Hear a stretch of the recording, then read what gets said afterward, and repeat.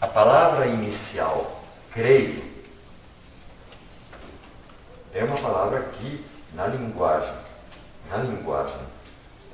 cristã, assim, a linguagem, digamos, oficial, a linguagem teológica, a palavra creio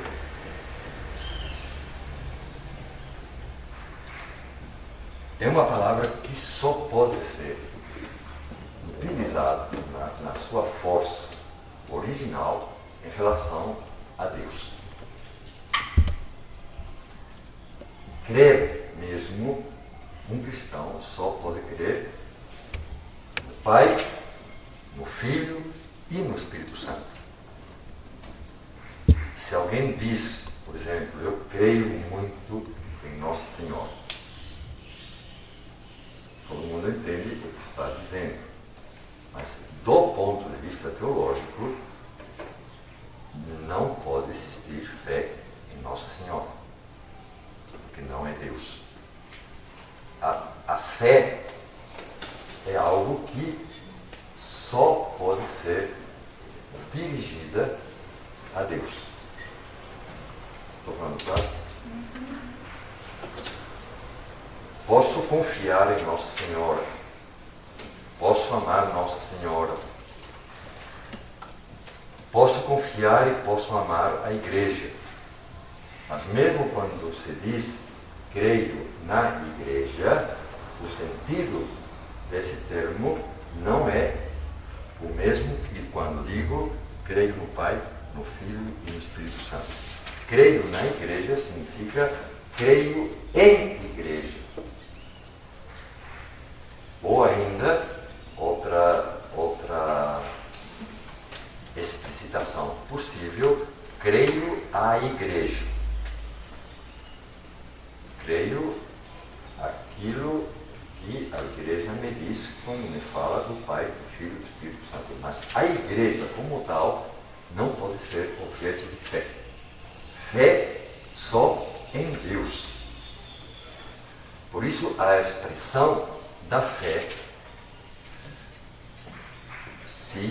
se tivéssemos conservado o grego, aparece claríssimo, o mesmo em latim. Crer em Deus.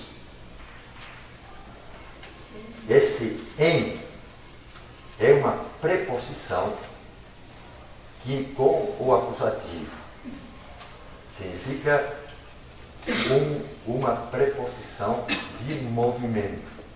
Não é em, mas é como crer em direção a Deus. No latim, se diz credere in Deum, que é diferente de credere Deum ou credere in Deo. Desculpem é só para chamar a atenção que a forma, tanto em latim como em grego, isteo eis. Traduzido o grego, a preposição é uma preposição de movimento. Creio em direção a Deus. Isso não significa nada. Mas vou explicitar. A fé me leva a me entregar confiadamente em Deus. Não é, vou ensinar, não é alguém que está sentado e diz assim, creio em Deus. É alguém que em pé diz, creio em Deus e ando em direção a Ele. Por isso a formulação da fé nos símbolos da fé não diz creio que Deus é Pai. Gramaticalmente esse creio que rompe a significação de crer em direção a. É sutil, mas não é a mesma coisa dizer de uma forma indireta, creio que Deus é Pai, creio que Jesus Cristo é seu Filho, creio que o Espírito é Santo. e santificador. Dizer creio em Deus é oração. Por isso, o estatuto linguístico ou gramatical dos símbolos da fé é estranho. Estranho porque não é uma declaração. Declaro que Deus, ou declaro para os devidos fins, que Deus é Pai. Não, dizendo creio em Deus Pai é me colocar numa situação em que o que estou dizendo está sendo feito em mim. Quando digo creio que Deus é Pai, é como se isso já tivesse acontecido e eu creio que aconteceu. Quando digo creio em Deus Pai, estou dizendo, eu aposto minha vida na paternidade de Deus. Creio que Jesus Cristo é seu Filho. Estou dizendo, eu estou confiando no meu Salvador. As palavras ativam ou atualizam o que com elas se afirma.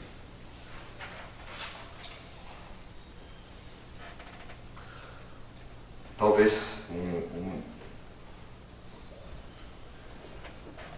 um exemplo tirado do Evangelho ajude a explicitar o que eu estava dizendo de uma forma que poderia dar a impressão que são sutilezas gramaticais. E são sutilezas gramaticais, porque é um modo que força tanto a língua grega como a língua latina, e que nas traduções muitas vezes se perde. A situação de que quero falar é a seguinte. No capítulo 14 do Evangelho de Mateus, há uma cena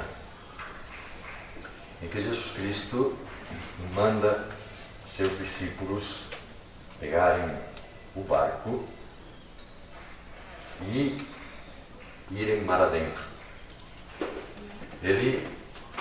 Isso é à noite, ele vai rezar na montanha. Quando acaba de rezar, os discípulos que já estão na metade do mar da Galileia veem que alguém está andando sobre as águas e vindo ao encontro deles. Como o mar estava agitado, e aquele mar é danado para agitar, como não é muito grande, quando o vento sopra do norte, digo isso porque eu estive lá, produz umas ondas grandes e depois não é como onda do mar que dá um certo espaço. E você vê avançando e se prepara. Não, são umas ondas rápidas. Os discípulos estão no barco que está em ponto de naufragar. Quer dizer, estão com um medo muito grande. Para piorar a situação, como naquele tempo existiam fantasmas, e nesse também existem, né? Mas eles viam fantasmas, nós não vemos. Vêm, não sabem que é Jesus, mas vem alguém andando sobre as águas que vem em direção a ele. Aí começam a gritar. Porque não fosse a tempestade, não fosse já motivo para ter medo, um fantasma já é para... Aí Jesus grita, sou eu, não tenham medo.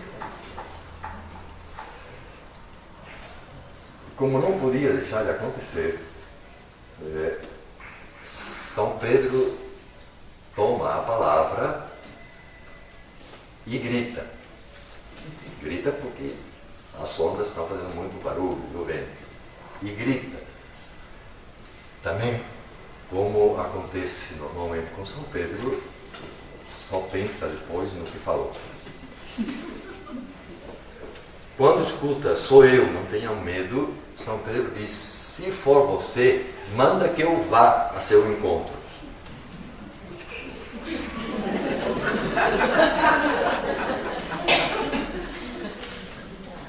E Jesus diz, vem.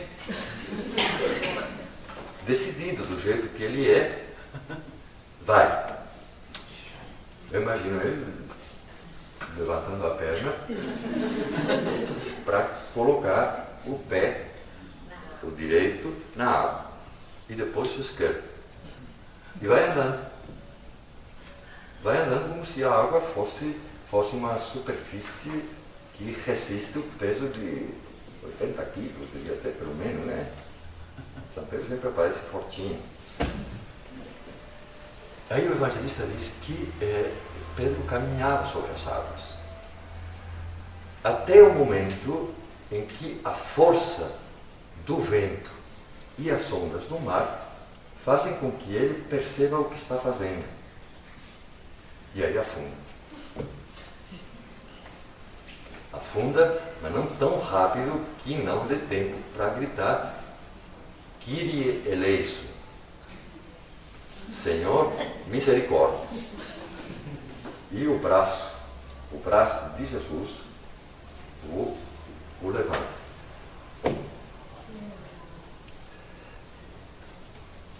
Eu sempre não, mas em algum momento, lendo esse evangelho, disse, isso é a fé. Isso é a fé. Enquanto Pedro está olhando para Jesus,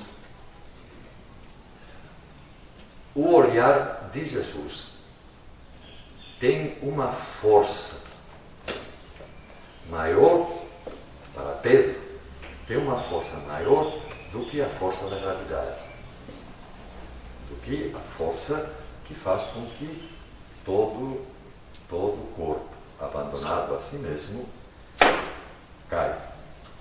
Cai por quê? Pela atração gravitacional da Terra. É como se em Pedro acontecesse em dois momentos. A atração pela força gravitacional do olhar de Jesus, que faz com que ele seja leve, ou ou esteja atraído por uma força maior do que a força que o puxa para baixo. Quando ele deixa de olhar, ou quando ele dá mais atenção ao vento e às ondas do mar, a força da gravitação, a força da gravidade, isto é, do seu próprio peso atraído ao fundo, é mais forte. Nesse sentido, que essa passagem me parece um exemplo extremo do que é a fé. Porque a fé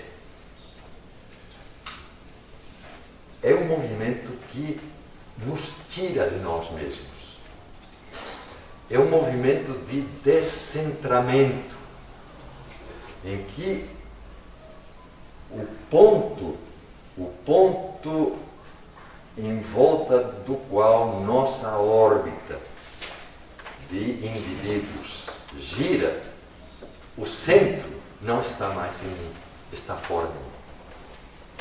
A fé, nesse sentido, é uma espécie de desorbitamento. Está vendo a órbita? Normalmente, a gente gira em volta de si mesmo. É como se eu estou girando em volta de mim mesmo e da minha própria identidade, do que eu sei, do que eu faço, do que eu posso, do que eu espero, de repente fosse atraído por uma força maior que me desorbita, literalmente. Me tira da minha órbita e me faz com que possa estar centrado nem que seja um momento, estar centrado em outro que não sou eu. A fé, nesse sentido, é confiar em Deus mais do que em mim mesmo. Ou mais concretamente, a fé é confiar no Criador da vida como aquele que sustenta minha vida. Confiar no Filho como alguém que me ensina o que é a verdade, que me transforma, que me transfigura, que me salva de mim mesmo, na medida em que eu mesmo, sozinho, não dou conta de mim.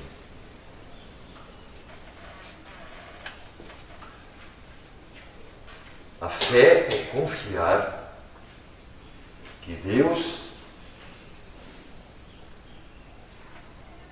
não só é nosso Criador e nosso Salvador, mas Deus é aquele que se dá. Deus é aquele que se doa a si mesmo para ser como o ar que respiramos. Espírito Santo, no fundo, significa o alento divino contra todos os nossos desalentos, contra os nossos desânimos, contra os nossos desalmamentos. Essa palavra existe? Existe desalmado. Pode ser alguém que é mau. Nossa, existe, não existe? Desalmado é alguém que parece que não tem alma. Ter alma, ter espírito, é ter ar para respirar. E o que Jesus Cristo nos diz é que esse ar que respiramos é o próprio Deus, é o sopro de Deus, é o alento de Deus, é a vida do próprio Deus, que no final das contas nos criou para poder nos assumir em Jesus Cristo na sua própria vida.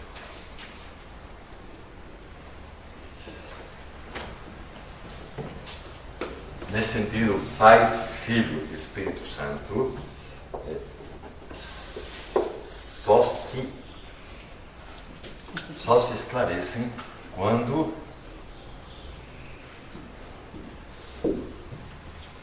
o Pai aparece como o Criador, o Filho aparece como o Salvador, o Espírito Santo aparece como o Santificador. E santo na Bíblia só é Deus, o Espírito é aquele que nos deifica ou nos diviniza. Como a Trindade não pode se separar, tem o Pai, tem o Filho, tem o Espírito Santo, isto é, três deuses. Isso seria heresia para queimar. Não podemos ver o Pai sem o Filho e o Pai e o Filho sem o Espírito Santo. Da mesma maneira, não podemos ver a criação sem a salvação e sem a santificação. Que respondem, se a gente sabe ir articulando, e vamos ter ainda 3 dias para articular, é isto que está aqui, que seria como a estrutura fundamental da teologia, e da nossa fé,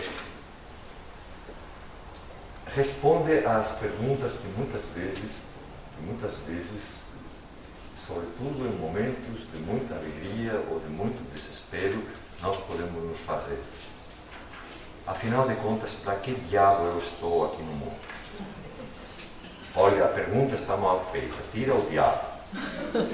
Para que estou no mundo? A criação, por exemplo, não pode ser entendida do ponto de vista cristão sem a santificação. Deus não nos criou para ver o que é que dá. Deus nos criou, na medida em que a gente pode falar assim, Deus nos criou com a intenção, Deus nos criou com a finalidade de que nós, que somos criaturas, pudéssemos, por Jesus Cristo, fazer parte da vida do próprio Deus. Muita confiança é, da parte de Deus também, uma aposta muito grande que só mesmo Deus para sustentar. Hoje vou parar por aqui.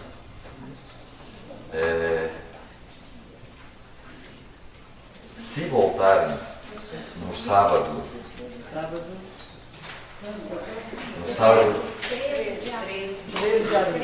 se voltarem no 13 de abril, vão falar do Pai, mas não se pode falar do Pai sem o Filho e sem aquele que nos ensina a chamar Deus de Pai, que é o Espírito Santo.